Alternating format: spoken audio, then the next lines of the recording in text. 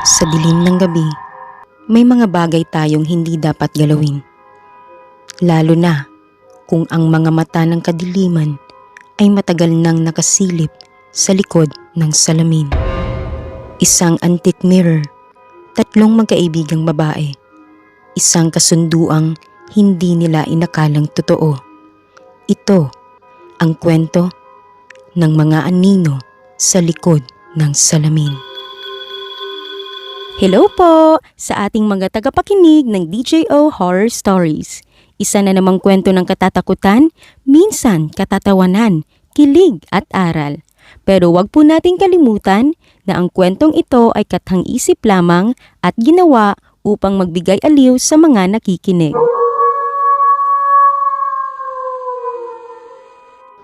Sa mundong ibabaw, may mga bagay na mas mabuting di natin pakialaman. Dahil kapag ang salamin ay hindi lang refleksyon ng ating sarili, maaaring may ibang nilalang na ang gustong lumabas. Ito ang kwento ng tatlong magkakaibigan na walang kamalay-malay sa dilim na matagal nang nakasilip sa likod ng salamin.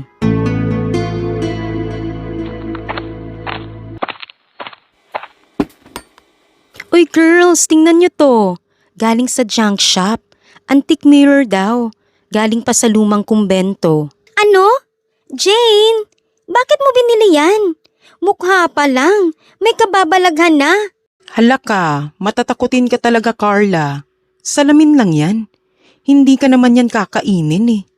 Basta, sabi ng matanda sa shop, kapag sabay-sabay daw tumingin ang tatlong tao dito sa salamin, may lalabas na tunay na anyo nila. Exciting, di ba?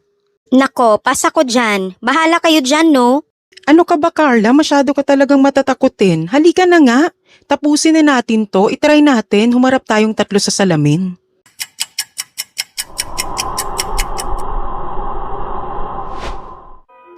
Hinawakan nila ang gilid ng salamin. Sabay-sabay silang tumingin. Ngunit imbis na sarili nilang refleksyon ang makita, may ika-4 na babaeng nakangiti sa gitna nila. At duguan ang mga mata. Lumipas ang isang araw at nagkitang muli ang magkakaibigan. Jane, alam mo ba? May bumubulong sa akin kagabi. Sinasabing ako raw ang napili. Hay, actually napanaginipan ko rin yun eh.